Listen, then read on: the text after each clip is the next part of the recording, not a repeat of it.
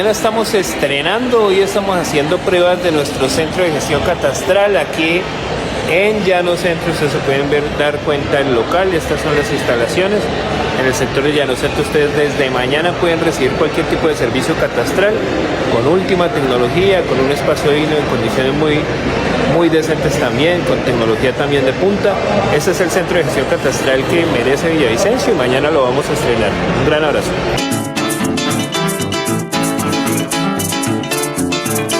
La urgente necesidad de estimular al maestro.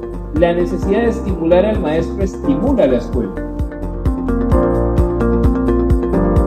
He visto maestros de la ruralidad usando su propio computador para que los programas no se quedaran en calidad, yéndose finca en finca, haciendo también un ejercicio pedagógico enorme. Nuestro mayor reconocimiento a los profesores de escuelas apartadas en nuestras ciudades. Y eso es parte del sentido de humanización del que hablaba el ministro. O sea, no podemos seguir entendiendo que los salones de clase son como cubetas de huevos para meter y llenar. Si hay 14 niños en Quebradona, tiene que existir profesor y tiene que existir escuela. La relación técnica, de alguna manera, es la dictadura del número que deshumaniza el sistema educativo. Que ya no necesita 120 docentes, no necesita que le quiten un docente más. Y ese es el mensaje contundente que queremos brindar. De alguna manera celebrando la capacidad que tiene nuestro sector para uno a uno ir transformando nuestra sociedad.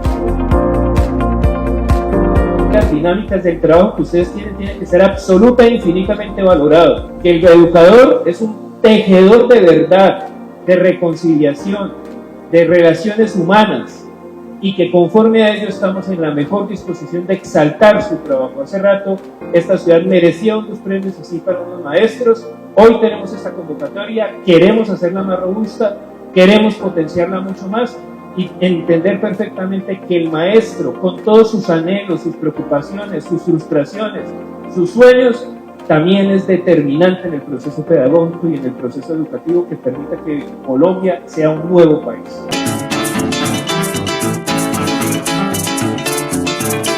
Cuando el país comienza a hablar de catastro multipropósito, cuando la información del territorio se convierte en vital para el desarrollo funcional de una ciudad.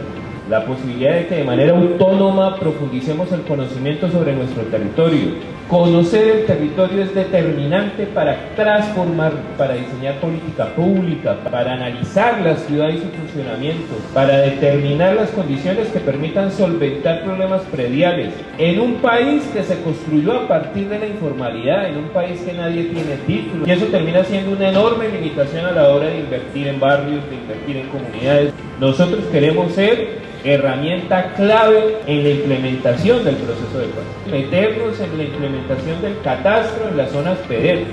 Nosotros queremos ser el operador catastral de medio país. Tenemos la capacidad propia, tenemos las condiciones tecnológicas, tenemos el equipo y el talento humano. Aquí está el servicio público de catastro en el Centro de Gestión Catastral del municipio de Villavicencio, administrado por la empresa Alborada.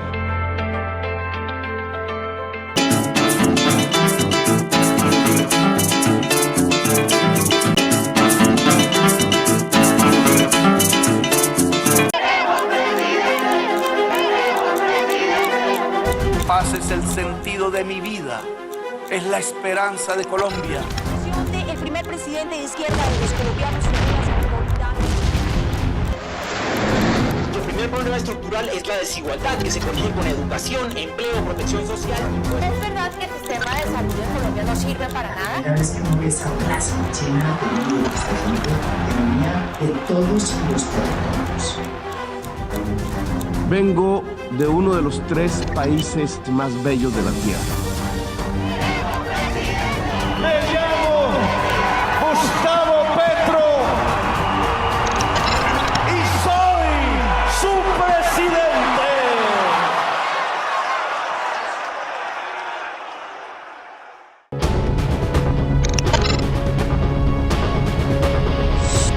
Cuenta la historia que Bolívar, con apenas 22 años, había jurado a su tutor, Simón Rodríguez, que la espada no se envainaría hasta ver a su pueblo liberado. Gustavo Petro ha anunciado desde Santa Marta que estará ese día en la posesión la espada de Bolívar.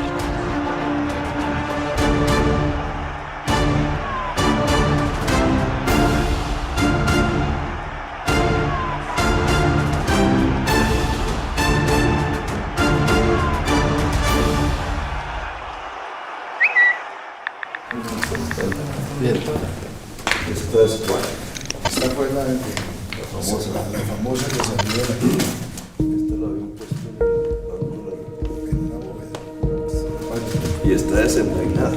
Claro, hay que mantenerla siempre desenvainada. Yo entonces fui y vi la urna, y la urna de la espada de Bolívar que nosotros recuperamos. Que estaba en mi última noticia de la espada. Recuperar es un verbo generoso. Sí. Me la robaron.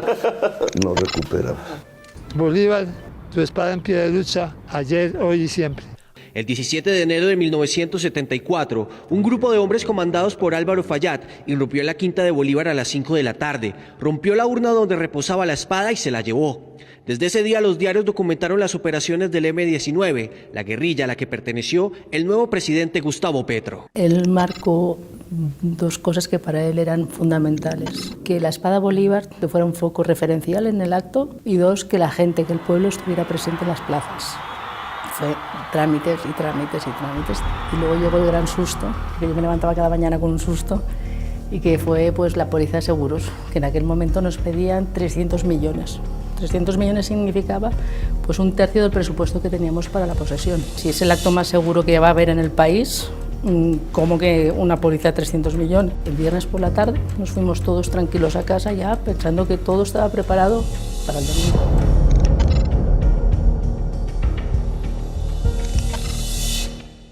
Se estableció que el día sábado 6 de agosto a las 2 de la tarde se llegaba con el equipo de curaduría de la Quinta de Bolívar del Museo Nacional para cumplir con todo ese trámite, para trasladar la espada de su urna original a una urna que se construyó.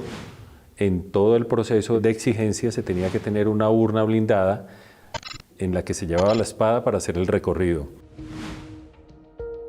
El sábado a las 2 de la tarde, cuando llegué con el camión con la Paloma de la Paz, trasladada desde el museo, nos tuvieron una hora esperando por fuera. Y además tenían previsto trasladar la Paloma de la Paz del maestro Botero, que está en el Museo Nacional, y llevarla también a la Plaza de Bolívar como un gesto de que este será el gobierno de la paz. Y baja el coronel encargado de la seguridad de Casa de Nariño y me dice que hay una orden que ni sale la espada ni entra la paloma. Y parece que querían la espada en el acto de posesión, pero no se pudo al final. La espada no se presta por razones de seguridad. Por la espada de la discordia, es decir, la espada de Bolívar. El gobierno saliente de Iván Duque dijo que la espada de Bolívar no podía salir de la Casa de Nariño tan solo unas horas antes de la posesión presidencial. Por supuesto, esto fue absolutamente desconcertante. El único requerimiento que nos había solicitado el presidente era muy importante para él que la espada estuviera en la posesión. Leo unas palabras del presidente Duque, que él dice que mientras él sea presidente, la espada no sale. No va a haber alfombra roja, no va a haber Paloma de la Paz y no va a haber la espada de Bolívar, porque el gobierno actual dijo que no permitía que saliera de la Casa de Nariño. Pero pues en último momento nos tocó quedarnos quietos siguiendo ese mandato del presidente Duque. Estamos completamente desconcertados con la actitud del presidente Duque. Todo listo, y anoche a las 7, entre las 5 o 7 de la noche, nos avisan que el presidente Duque directamente da la orden de que la espada de Bolívar no puede salir. No me gustó que el gobierno saliente no hubiera facilitado algo que era un símbolo para el presidente, y queríamos hacerle un homenaje a esa espada y a lo que representa la lucha por la libertad. Laura me está diciendo, que hoy es la jefa de gabinete del presidente, me está diciendo que le están diciendo que es porque no hay las pólizas. Yo le digo que es mentira y le digo, Laura, él es presidente hasta mitad de acto, pero a partir de mitad de acto ya no es presidente. Cuando él me dice que se va a dar la orden automáticamente, el centro está cerrado por toda la seguridad que se tiene, está totalmente acordonado. le solicito yo al cuerpo de seguridad del presidente que vaya a las casas de cada una de las personas que tienen que intervenir en este proceso y estén dispuestas a las 3 en punto de la tarde en la puerta de Casa de Nariño para que cuando el presidente dé la orden, automáticamente nosotros pudiéramos ingresar y se pudiera ejecutar todo el proceso protocolario.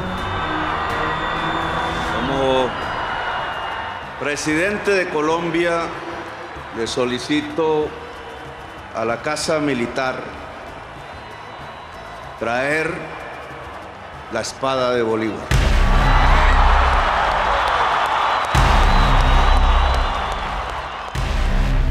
Toda la plaza de Bolívar estalló en júbilo cuando el presidente ya recibe la posesión, le imponen su banda, jura, y la primera orden es: me traen la espada de Bolívar. O sea, nosotros lo sentimos como una poesía porque era decir, ya empezó a gobernar. Y en el momento en el que yo entro, me encuentro con que el presidente saliente le está dando la orden al coronel de que la espada se mueve cuando él supervise que todos los requisitos se han cumplido para poder hacer este ¿Procede traslado. usted conforme a la ley como custodio cuando esté el personal listo para proceder? Claro que sí, señor presidente. Cuando tengamos los documentos, podamos revisarlos, los chequeamos para que la póliza de cumplimiento que se pagó, señor, pueda hacer uso. Cumpla usted con el deber y proceda también a una vez se cumplan todos los requisitos enviados. Como ordene, señor presidente. Así será, señor presidente. Protagonistas de la jornada de esta posesión del presidente Gustavo Petro fue sin duda la espada de Bolívar. Desde muy temprano se dijo que no estaría en el evento. El comienzo fue de mucha angustia porque había un poco de resistencia en el momento en que se llegó. Se estaba dando esta orden que se volvieran a revisar los documentos.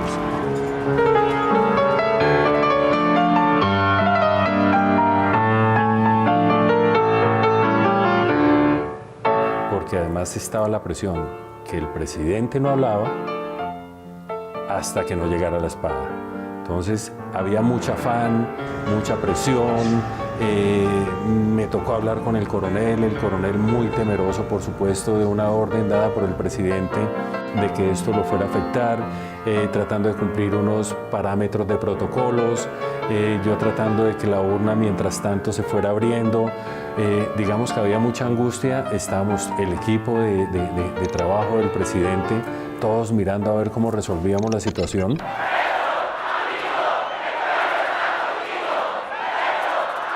Por orden del señor presidente de la República, vamos a hacer un receso de 10 minutos porque viene hacia acá la espada de Bolívar.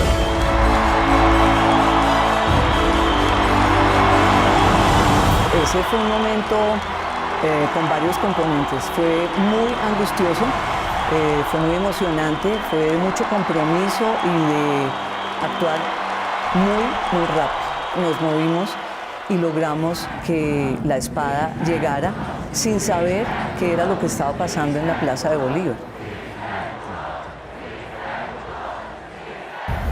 Después de los honores militares, la espada regresa a su sitio de origen. Es el destino de la espada. Una vez salimos de Casa de Nariño con la espada, se siente un alivio, por supuesto, de que logramos dar ese primer paso.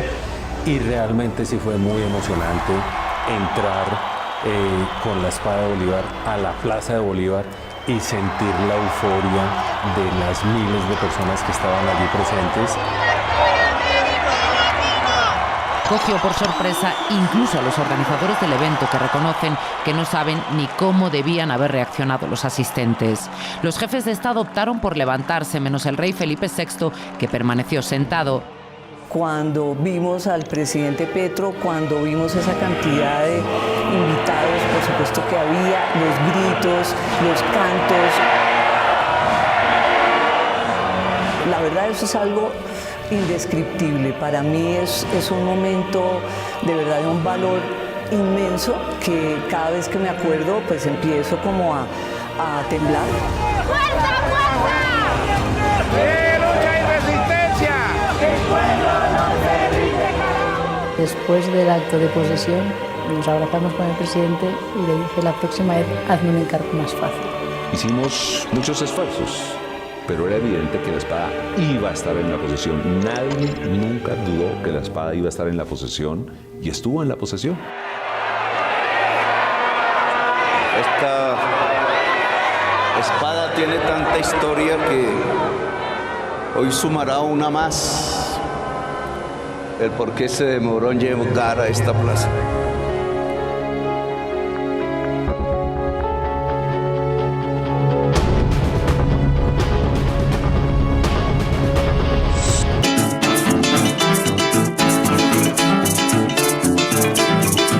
En la UAN cultivamos el talento de 4 generaciones. Nos dejamos motivar por todo aquello que nos rodea. El tiempo cambia, pero la experiencia queda. Haz parte de la generación #1. Universidad Antonio Nariño. Vigilada Mineducación. 100 animales encontraron una segunda oportunidad.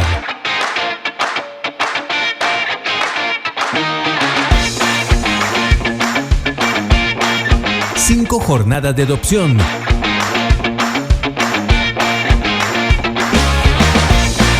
Más de 1.000 toneladas de donación de alimentos serán entregadas en las diferentes fundaciones y hogares de paso del departamento. Gobernación del Meta, al servicio de los animales. Trabajo sí hay. Se solicita barbero con experiencia en Chamorro Barbecue. Informes al celular 310-218-4175, 310-218-4175 o llevar hoja de vida a Chamorro Barbecue en la calle 41A, número 3127, Parque Infantil, en Villavicencio, Meta, Colombia. 3, 2, 1. Cambalache, cambalache, cambalache, cambalache, cam. Si usted llama ahora mismo al canal, podrá vender, negociar y alquilar. Porque usted está en Cambalache, con Chamorro es lo mejor. Cambalache, cambalache, cam.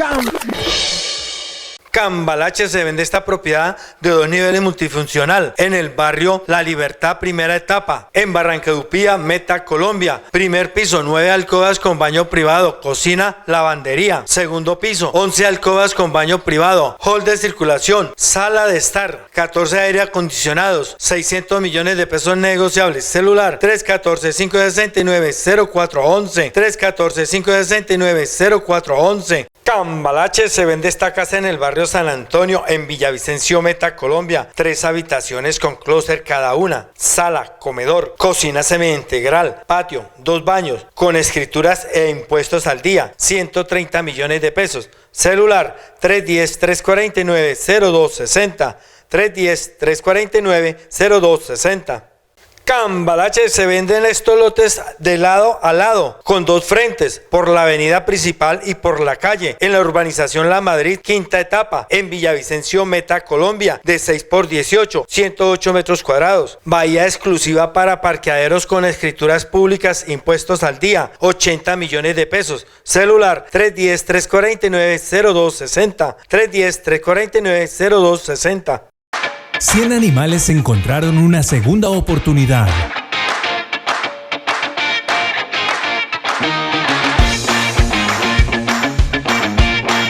Cinco jornadas de adopción.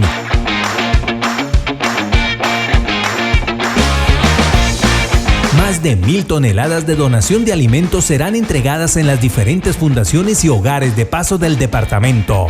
Gobernación del Meta, al servicio de los animales.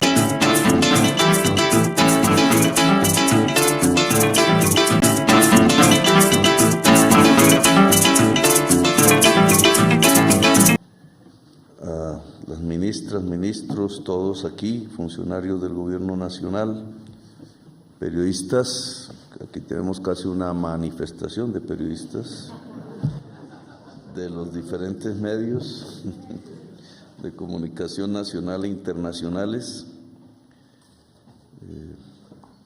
Aquí está nuestro ministro del Interior, Hernando Alfonso Prada, el ministro de Relaciones Exteriores Álvaro Leiva, el ministro de Hacienda y Crédito Público José Antonio Campo, ministro de Justicia y del Derecho Néstor Iván Javier Osuna, la ministra de Agricultura y Desarrollo Rural Cecilia López Montaño, ministra de Salud y Protección Social Diana Carolina Corcho, ministra del Trabajo Gloria Inés Ramírez, ministra de Minas Irene Vélez Torres, ministro de Comercio, Industria y Turismo, está encargado Luis Felipe Quintero, ministro de Educación Nacional Alejandro Gaviria, ministra de Ambiente y Desarrollo María Susana Muhammad, ministra de Vivienda y Ciudad y Territorio Marta Catalina Velasco, ministra de Tecnologías de la Información y Comunicaciones Sandra Milena Urrutia, ministro de Transporte Guillermo Francisco Reyes, ministra de Cultura Patricia Ariza,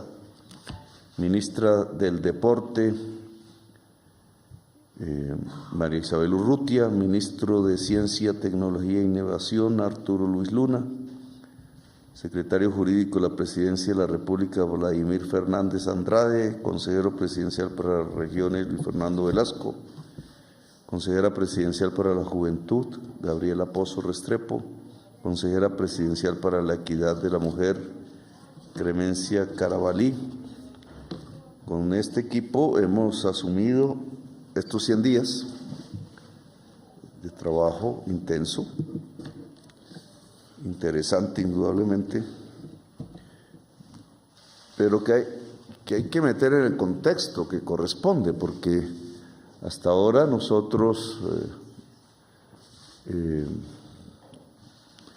la señora vicepresidenta, hasta ahora nosotros hemos gobernado con el presupuesto en el último tramo que dejó el presidente Duque aprobado el año pasado y por tanto con su plan de desarrollo aprobado por el Congreso de la República y que se extiende hasta que se apruebe el nuevo plan de desarrollo Colombia, potencia mundial de la vida. En ese contexto, que es el que le corresponde a todos los presidentes y ojalá presidentas de Colombia, bajo las normas vigentes, es que se celebran los tales 100 días de gobierno. Es decir, es más una aplicación, una administración que hace un presidente elegido del programa de gobierno del presidente anterior. Esa tensión, cuando se trata de proyectos políticos diferentes, implica moverse dentro de ciertas arenas para tratar de ir construyendo los pilares de lo que será el gobierno. Es una construcción con lo que se tiene, que no estaba pensado en función de esos nuevos programas, para que esos nuevos programas vayan cobrando por lo menos las iniciativas, los pilares fundamentales que se desarrollarán en los años por venir. Y eso hemos hecho con este equipo que aquí hemos designado. Cuando hablamos de Colombia, potencia mundial de la vida, el tema central, la vida, tiene dos connotaciones necesariamente. La vida es vida humana y es vida natural, vida de la naturaleza, animal o vegetal. Vida humana y vida de la naturaleza. En campaña, estos dos conceptos que se conjugan en la vida del planeta, de la vida en Colombia, Colombia como el depositario del 10% de las especies animales, vegetales y de una diversidad cultural, de una historia en relación a la vida humana, pues bien merece la pena ser potencia mundial de la vida. Hay cosas que acortan, que ciegan la vida, que la matan. Y hay cosas que pudieran potenciarlas, Las políticas públicas pueden ser medidas, y cada vez más en estos tiempos de crisis climática, como una especie de prisma que se coloca para ver si una política pública potencia la vida o si una política pública la apaga. Hoy la política no se divide en derechas o izquierdas, sino que se divide de acuerdo a ese prisma, en si puede potenciar la vida o puedes ayudar a apagarla. Tiene que ver con algún concepto que el fundador de la psicología, Freud, mencionara, la diferenciación entre el tánatos y el eros.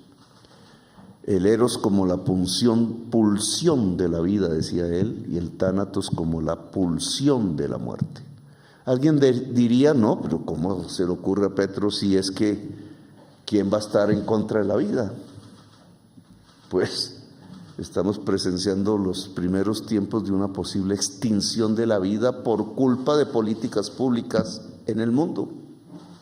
Ni más ni menos, esa es la calificación de los tiempos que estamos viviendo, es la tensión que se vive hoy en todo el planeta Tierra, es lo que está ocasionando los hechos que la prensa todos los días muestra como noticias del mundo o como noticias colombianas.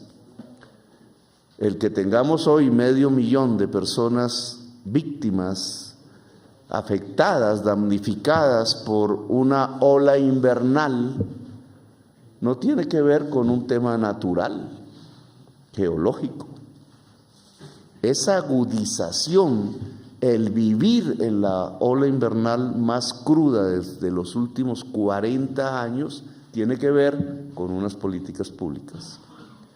La mayoría mundiales, ni más ni menos la composición química de la atmósfera en términos de partículas de CO2 equivalentes, que tienen que ver con un modelo económico, una forma de producir y de consumir específicas en una parte de la historia de la humanidad, muy pequeña para toda su historia, pero determinante porque la puede matar. Creo que nunca antes la especie humana había estado tan cerca de su extinción que cuando logra 8.000 millones de personas en el planeta Tierra, que es la llamada crisis climática. Políticas públicas que pueden entonces matar y políticas públicas que pueden hacer entonces vivir. Y en el programa de gobierno lo que nos propusimos y nos proponemos es que este gobierno es un gobierno militante de la vida. Y en sus dos aspectos, la vida natural, para lo cual propusimos un conjunto de medidas que tienen que ver con la justicia climática, unas nacionales, otras luchas mundiales, y un bloque de políticas públicas que tienen que ver con la vida humana en Colombia y que se centran alrededor de un concepto que se llama justicia climática, justicia social. Justicia climática y justicia social son las bases para lograr que Colombia sea una potencia mundial de la vida. Ese es el programa de gobierno. En la justicia social, ¿qué? En la justicia climática, ¿qué? Allí se desencadena una multitud de políticas públicas, parte de las cuales hemos asentado en estos meses, en estos 100 días, hemos impulsado, están en plena construcción.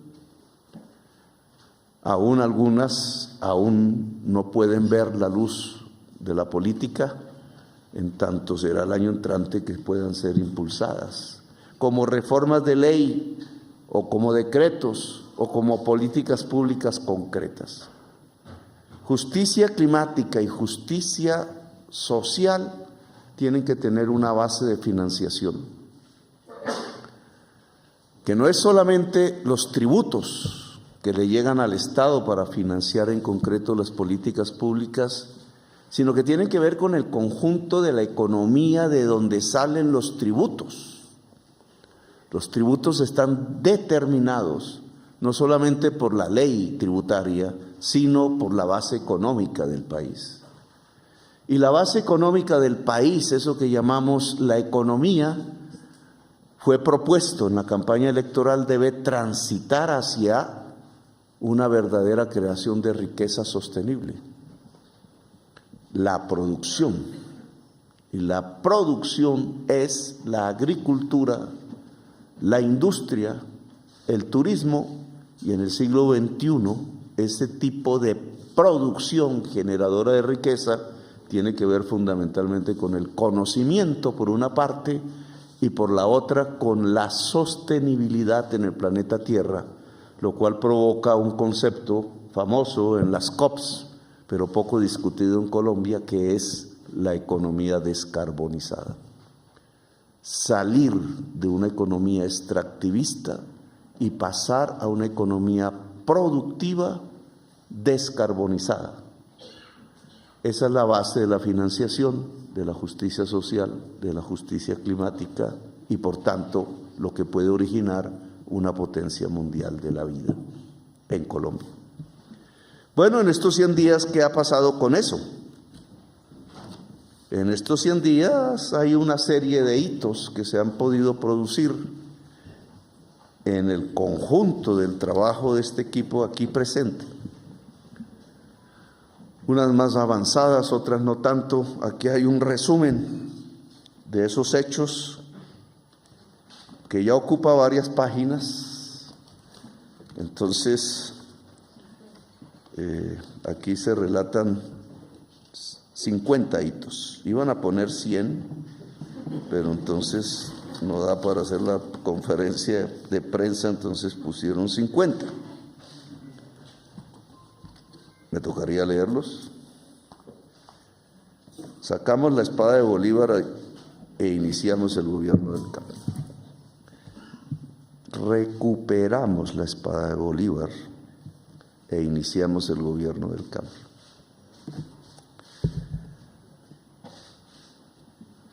Hicimos ya un programa, una política pública que comienza el año entrante, que tiene que ver con la protección de la Amazonía y que nos ha colocado como una vanguardia en la discusión de la crisis climática en el mundo.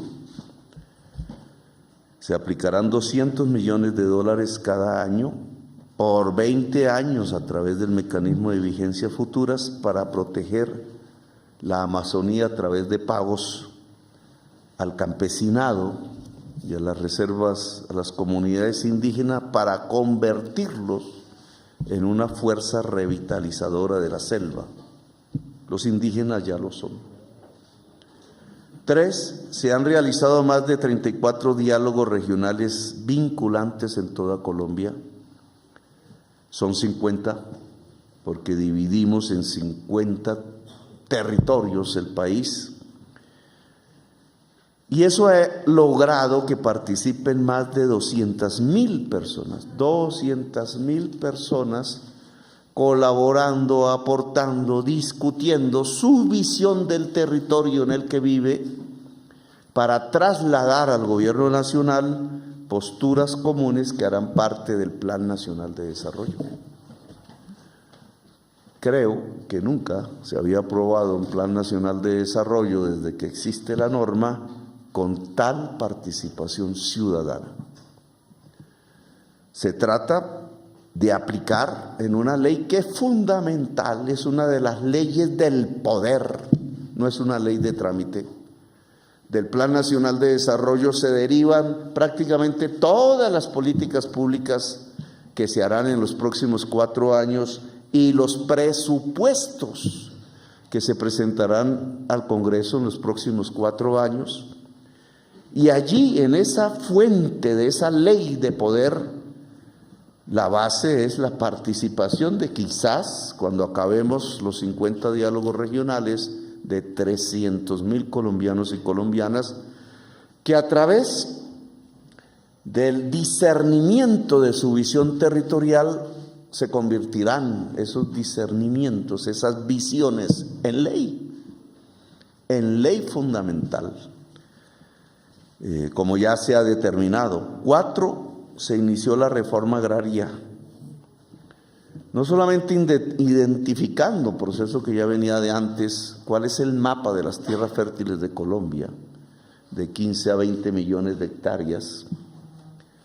La mitad de nuestras tierras son selvas. 44 millones de hectáreas tienen nuestras selvas, la mayor, la selva amazónica. Ahí no se puede sembrar. En general, ahí no se puede ver el territorio como un instrumento productivo. Ahí no se debe explorar minerales.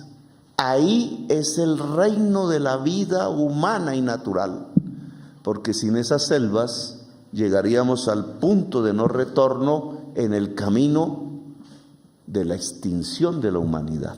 He ahí la importancia. Por tanto, en el resto del país hay unas tierras que pueden servir para ganaderías, hay unas tierras que pueden servir para conservar el agua que fluye. Uno de los primeros potenciales del mundo en términos de agua, hay unas tierras que pueden servir, gracias al agua, para sembrar. Esas son las tierras fértiles. Y van entre 15 y 20 millones de hectáreas, solo que nuestra agricultura no está ahí prácticamente, la agricultura de alimentos. Solo que nuestra agricultura de alimentos ocupa 2.5 millones de hectáreas. Y entonces, ¿qué pasa con el resto? Que no están en las tierras fértiles, sino que están en las montañas, los campesinos, a veces en los bordes de la selva, a veces en los bordes de las aguas, en territorios inundables. Pues que estas 15 o 20 millones de hectáreas fértiles han sido acaparadas en la historia de Colombia y tienen solo unas ganaderías extensivas, porque aquí el móvil no ha sido el que la tierra fértil es un instrumento para la producción y tiene una función social que es alimentar al pueblo y a la humanidad, sino que simplemente son un sinónimo de poder. Con los poseedores, detentores y propietarios de estas tierras hemos llegado a un acuerdo, que es el punto 5. En general, bajo el gremio de Fedegan, se ha logrado un acuerdo para comprar 3 millones de hectáreas, las más fértiles de esas tierras usadas en ganadería extensiva, y entregarlas al campesinado. Esa es la reforma agraria y el punto 1 de los acuerdos de paz con las FARC. 6. Se radicó en el Congreso el proyecto que crea el Ministerio de la Igualdad y está en proceso de discusión. Igualdad que tiene que ver con los territorios, muchos excluidos desde hace 2 siglos, que tiene que ver con la mujer, que tiene que ver con los grupos étnicos, muchos ancestrales en Colombia, que tiene que ver con los grupos con diferenciaciones en sus opciones sexuales, que tiene que ver con las juventudes excluidas de Colombia, etc. 7. Este gobierno tuvo nombramientos inclusivos. En la Casa de Nariño ahora la recorren indígenas, afros, jóvenes. El Congreso de la República, por otras circunstancias, ya está recorrido, yo le digo, por mochileros y mochileras, por gente que nunca entraba al Congreso y que hoy se sientan en las mesas que tienen que ver con las asesorías para hacer proyectos de ley y que tienen que ver con los congresistas para hacer las leyes. Ahí se llenó de campesinos, se llenó de indígenas, se llenó de gente de territorios excluidos, se llenó de piel negra y oscura, se llenó de mujeres. El gran aporte histórico del pacto histórico es haber llevado a la mujer en una proporción muy sustancialmente superior a lo que había antes a hacer las leyes de Colombia. Y aquí también sucede ese mismo fenómeno al interior de los ministerios, de los departamentos administrativos del gobierno. 8, se inició el programa de mejoramiento de vivienda que tiene como objetivo inicial 18.000 mejoramientos, pero que queremos sean 100.000 por año y que nos lleva a una política de vivienda diferente, que no es la del gran constructor que hace vivienda en escala y en grandes cantidades, sino que en grandes cantidades es el mejoramiento de la vivienda existente en los barrios populares, en donde entonces su actor principal es el albañil y la familia pobre que quiere vivir mejor. 9, se inicia el programa preventivo de salud, el nuevo modelo de salud que será llevado para que se vuelva eficaz en la reforma de la Ley 100 en los primeros meses del año entrante, pero que ya comenzó a partir de 1.000, que se volverán 20.000 equipos de salud integrados por médicos y médicas, psicólogos y psicólogas y enfermeros y enfermeras, reeditando la vieja figura del promotor de salud en microterritorios del tamaño de un barrio, pero que en Colombia un barrio bogotano se vuelve una enorme extensión de tierra, para lo cual hay que usar lanchas, avionetas, helicópteros, camiones de doble troque, etcétera, para ir a buscar la enfermedad, para intentar impedirla o para curarlo en el momento en que se puede curar y no se vuelve mortal, como sucede con el cáncer del seno, por ejemplo, o con los embarazos en la mujer, que nos han puesto en el último lugar de tasa de mortalidad materna en la OCDE. Último lugar. Reducción de homicidios en todo el país, punto 10. En este momento tenemos una reducción del 4%, muy insuficiente todavía. Y aquí se mide la política de la paz total. 11, se sancionó la ley de la paz total, una de las principales leyes con la cual tendremos los instrumentos jurídicos para abrir procesos de negociación, unos de tipo político, ya empezó el del ELN, otros de tipo jurídico, como acogimiento a la justicia en el caso de bandas y organizaciones sin origen político en Colombia. 12, se aprobó la reforma tributaria, segunda ley fundamental, que busca extraer de la economía que tiene que transitar hacia la producción y la descarbonización, busca extraer de esa economía unos recursos que financien la justicia climática y la justicia social. Sin esta reforma tributaria no tendríamos esos recursos. El equipo económico del gobierno logró su aprobación en el Congreso de la República, aún falta la fase de conciliación. Aquí aumenta automáticamente la capacidad del país para pagar sus compromisos internacionales de deuda. Si se junta con tener que elevar el precio de la gasolina, porque el gobierno anterior no cumplió con la deuda con Ecopetrol, pagando el diferencial entre el precio interno de la gasolina y el precio por el cual Ecopetrol importa la gasolina o compra el petróleo a precios internacionales dentro del país, estos dos mecanismos elevan sustancialmente la capacidad de pago de los compromisos internacionales de Colombia. 13, compromisos internacionales que se agravaron porque el país vivió un sobreendeudamiento en los años que acaban de pasar.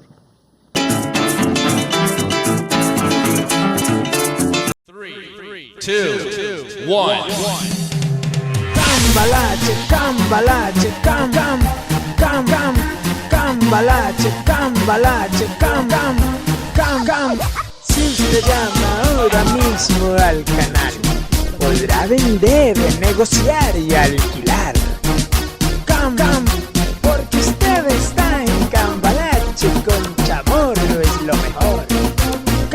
Cambalache, Cambalache,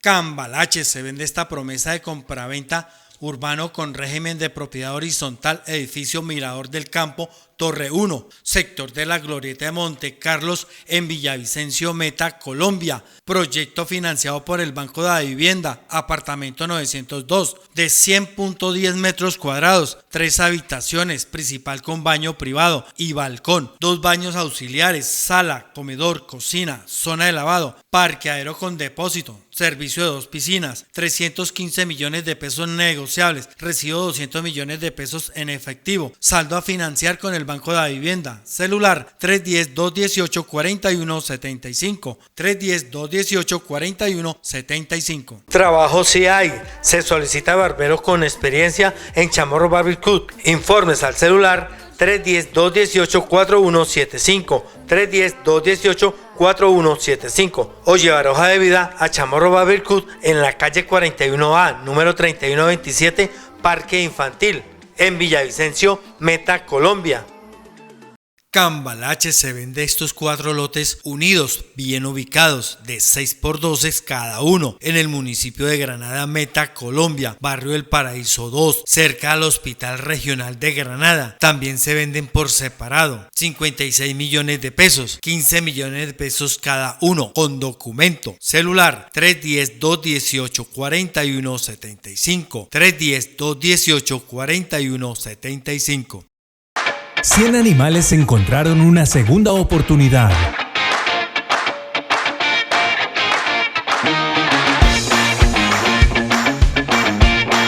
Cinco jornadas de adopción.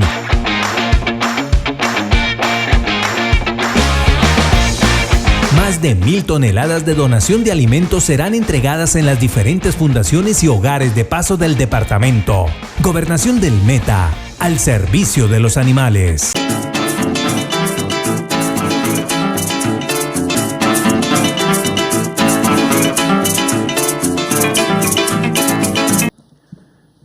Recibimos de Estados Unidos 12 helicópteros que no dedicamos a la guerra, sino a cuidar la selva amazónica. 14, hemos propuesto en la COP, en la ONU, es la política internacional de Colombia en materia económica, el cambio de deuda por acción climática en todo el mundo. No encuentro un mecanismo para financiar la adaptación, el pago de daños, como ya tenemos en Colombia, por una crisis climática que se agudiza por mantener el estándar de vida del ciudadano promedio en Estados Unidos, Europa y China sobre la base de fuertes emisiones de gases invernadero como el CO2 equivalente. El estándar de vida de esos países es alto a partir de un altísimo consumo por encima, lejos del promedio mundial, de carbón y petróleo per cápita. Los daños ocurren aquí, ocurren en Pakistán, ocurren en todo el planeta y son millones y serán decenas de millones y serán centenares de millones de personas las víctimas si no logramos adaptar el territorio a la crisis climática. Y para financiar eso ya no alcanzan los recursos internos de los países. Se necesita una reforma del sistema financiero mundial en la banca multilateral que tiene un eje, cambiar porciones del endeudamiento de los países en desarrollo, bajarla para liberar presupuestos para financiar la acción climática que se necesita para reparar los daños y para preparar los países a peores eventos de crisis climática si no somos capaces en el mediano plazo de dejar los combustibles fósiles en el mundo. Colombia se ha vuelto vanguardia de esta propuesta. Hoy escuché al delegado del presidente Biden para asuntos climáticos, John Kerry, acometerla como una política pública de los Estados Unidos. Ojalá en el G20 que se reúne ahora se pueda volver una política pública mundial. Él habla de centenares de miles de millones de dólares de reducción de la deuda mundial. Pues esa es la cuantía. Solo en América Latina, para adaptarnos en las primeras de cambio a la crisis climática, necesitamos casi 200.000 millones de dólares en todo el continente. Tal el tamaño de la crisis y tal la necesidad de soluciones de urgencia que llevan a una transformación estructural del sistema económico mundial. 15. Desde Nueva York iniciamos un llamado a descarbonizar la economía, a reformar la lucha contra las drogas y a la construcción de la paz. Crisis climática, política de drogas no represiva, sino preventiva, y construcción de la paz son nuestros 3 ejes en la política internacional de Colombia y se están adelantando. 16. Nos proponemos dar un paso sustancial en la educación gratuita superior en Colombia. 17.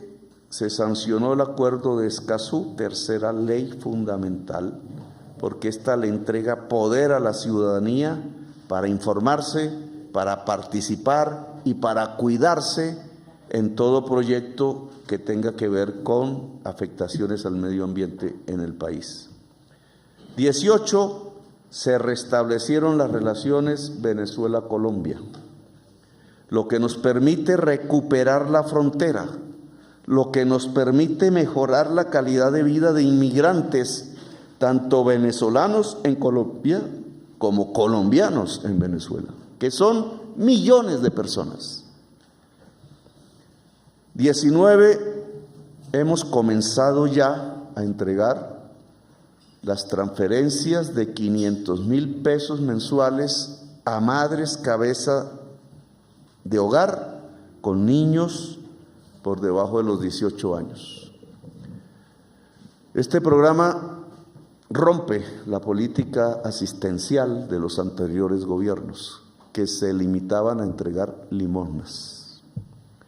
Ninguna transferencia a persona hecha como política social en los años anteriores sacaba a nadie de la pobreza, porque su monto era tan pequeño que ni siquiera superaba lo que el DANE ha fijado como líneas de pobreza extrema, o peor aún, como líneas de pobreza monetaria. 500.000 pesos mensuales está por encima de la línea de pobreza fijada por el DANE. Es decir, que automáticamente cada mujer que reciba este subsidio mensual sale de la línea de pobreza estadísticamente hablando. Tiene 2 objetivos. En primer lugar, que haya alimentación para los niños menores, en donde se aglutina lo peor de la desnutrición, porque aquí se vuelve irreversible.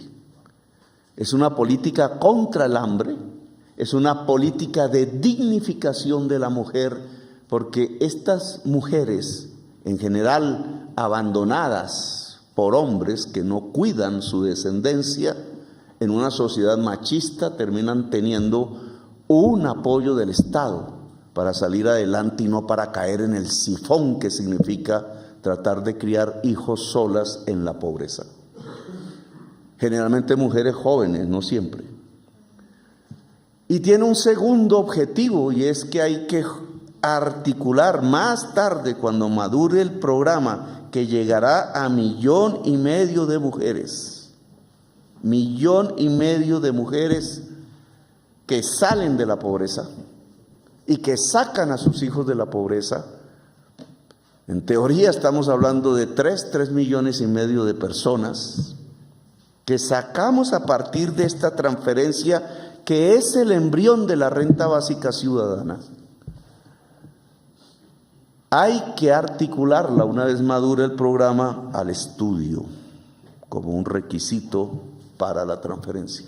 No será ahora, porque necesitamos disminuir el hambre, pero en el proceso de maduración de la política pública hay que ligar la transferencia a que la madre pueda tener, por educación, sea física, sea virtual, educación. Porque al final es habilitar a la persona para sostenerse en la vida por fuera de la pobreza. 20, fortalecimiento de la interdicción marítima, que es el cambio de nuestra política antidrogas, que de echar veneno sobre la familia campesina o de encarcelar al joven consumidor popular, pasa a afectar a los empresarios de la mafia que se paseaban por estos salones mientras le echaban veneno a los campesinos. Ese fortalecimiento de la interdicción marítima, en estos 100 días ya ha incautado 20 toneladas de cocaína. Aún falta una acción fundamental, que es capturar a los grandes empresarios del contrabando que con ayuda de funcionarios públicos convierten la cocaína, una vez se va, en pesos que regresan a Colombia, destruyendo la industria nacional. 21, Indumil, al lado de la producción de armas, que ojalá disminuyan, buscará construir puentes. Vamos a transformar a Indumil en una empresa industrial del Estado que aporte una función social en términos de política de la vida en un problema grave que se va a generar, ya se generó en la crisis climática, y es la incomunicación de muchas regiones de Colombia. Los puentes que se importan transitorios pueden hacerse en Colombia. 22, la política de atención a la crisis climática inmediata, que son las inundaciones. Ayer, antes de ayer, desde hace semanas venimos elaborando una política pública que está ya en pleno desarrollo y que prioriza, 1, el hambre, que debe disminuir, 2, la reubicación transitoria o definitiva de las personas que hoy son damnificadas de la ola invernal. 23, condonación de la deuda a más de 4,000 personas del ICETEX, ya hecha. 24, ampliación del PAE en las zonas de crisis climática al 100% de los estudiantes y hasta el 31 de diciembre de este año, de tal manera que cubra el periodo de vacaciones. 25, se instalaron 180 puestos unificados de mando en todo el país desde el 7 de agosto. La mayoría tienen que ver con la crisis climática. 26, se entregaron por parte de la Sociedad de Activos Especiales 600 hectáreas para 50 familias campesinas, una hacienda de Carlos Castaño que seguía funcionando en la lógica paramilitar y que es el comienzo de la reforma agraria en Colombia, cerca de Montería. 27, se regularizaron 807,000 hectáreas gracias a la titulación masiva de predios y se declararon las 2 primeras zonas de reserva campesina en las que se entregarán 74,000 hectáreas en Meta y Cundinamarca. Para información de la prensa, titular no es cambiar la propiedad, es aceptarla. No cambia la tenencia de la tierra, simplemente la formaliza en manos de campesinos que ya están ahí o de comunidades indígenas o afros. Es diferente al programa de cambiar la tenencia de la tierra, que implica comprarla de unos para entregarlas a otros. Aquí ya van 807,000 hectáreas tituladas. 28, logramos en el cambio del presupuesto que presentó el presidente Duque para el año entrante, que se agregara 1.3 billones adicionales al presupuesto general para la educación en el año 2023. Esto aumentará más porque a partir de la aprobación de la reforma tributaria se presentará al Congreso en el mes de febrero una adición presupuestal al presupuesto del 2023. Hemos logrado un cambio en este año, que es cuando se aprueba, pero los nuevos recursos implicarán una adición presupuestal para financiar el programa Potencia Mundial de la Vida el año entrante. 29, lanzamos el programa de agua en La Guajira, que consiste en recuperar toda la infraestructura de agua potable existente. Ya se han identificado más de 500 infraestructuras hasta el momento, que se van a poner en funcionamiento de nuevo, porque la mayoría estaban en desuso. 30, se eliminó la visa para los colombianos que ingresen al Reino Unido. 31, se reanudaron los diálogos con el ELN. 32, Finagro otorgó más de 120.000 créditos a pequeños productores por un valor de 744.000 millones de pesos. Esto tiene que ser adicionado a lograr un subsidio a fertilizantes como insumo fundamental de la producción de alimentos en Colombia. 33, a través de Finagro otorgamos 31.586 créditos nuevos a mujeres por valor de 354.000 millones. Ojalá sea la mayoría de la cartera. 34, presentamos ante el Congreso el proyecto de prohibición de fracking. 35, se redujo aún insuficientemente las tarifas de energía en todo el país, según las últimas estadísticas del DANE, y gracias al pacto que logró la ministra de Minas. Pero hay un porcentaje de la tarifa de energía eléctrica en Colombia demasiado alta, basada en la especulación. No se entiende cómo, teniendo todos los embalses llenos y repletos, estemos pagando 400 pesos kilovatio hora, como si no tuviéramos agua generando energía. El diferencial, cuando deberíamos tener la energía más barata hoy que en muchos años de la historia de Colombia, es especulación. Y yo creo que hay que actuar.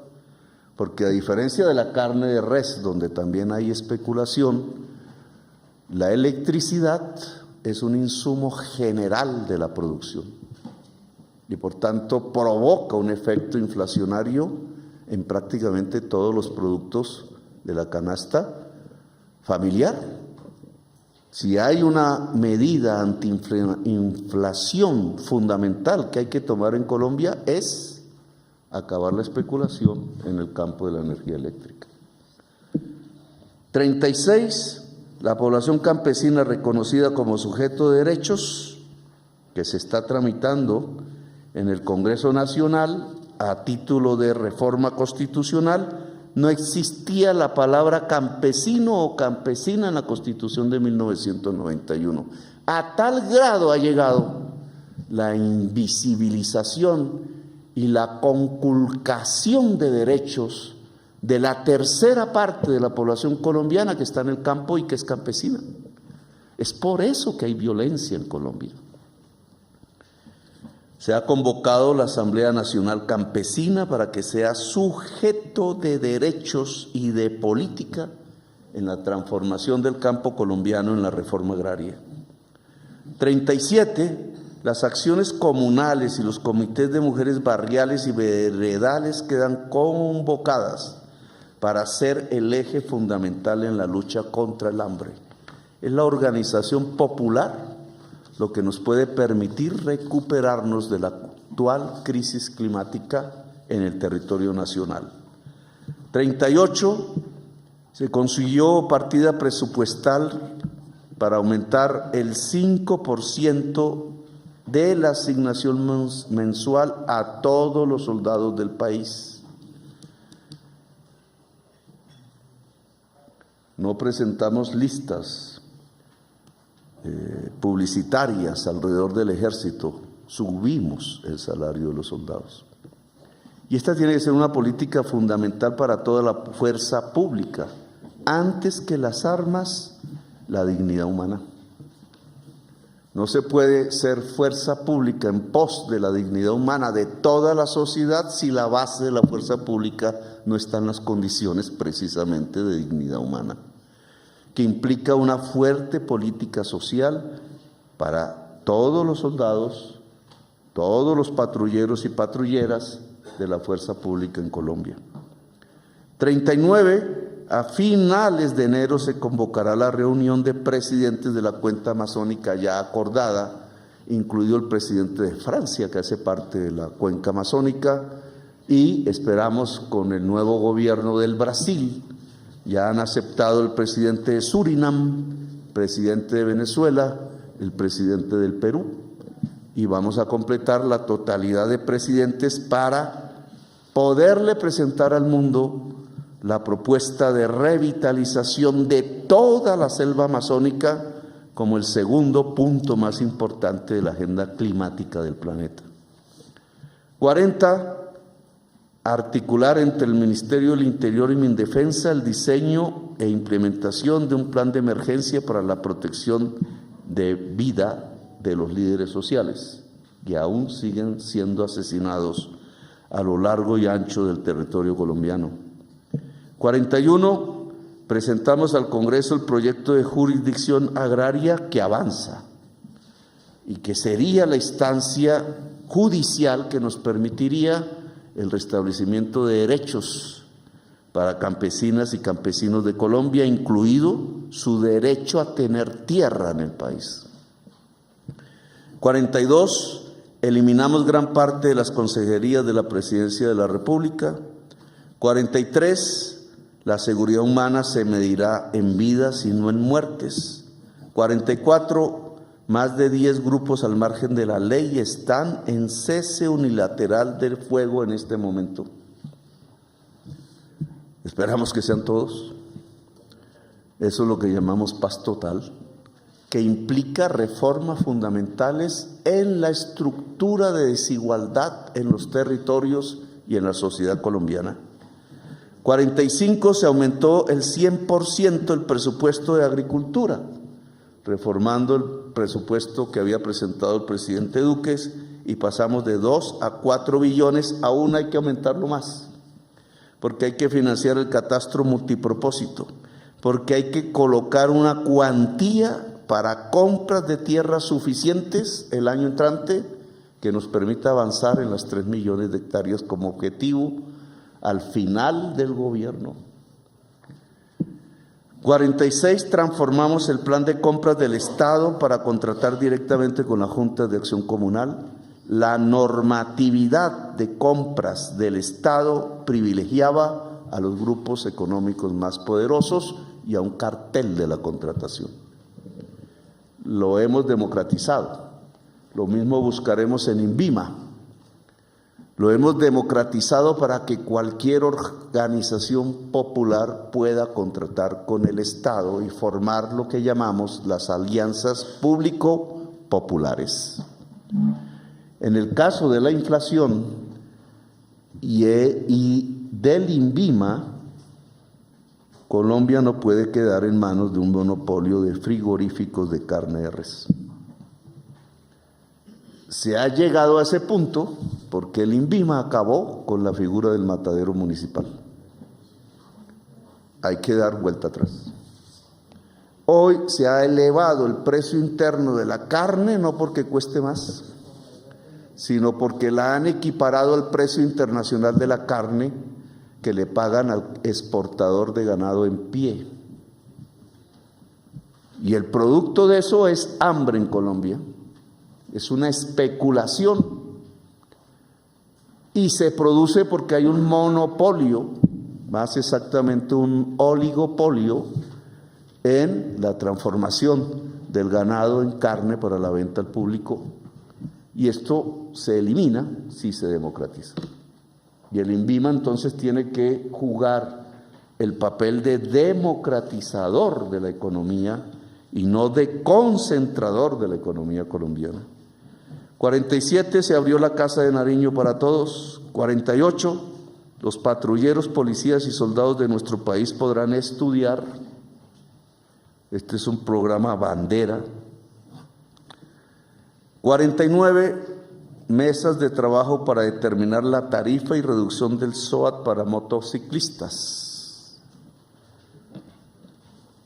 Y 50, puntos suspensivos, el cambio continúa.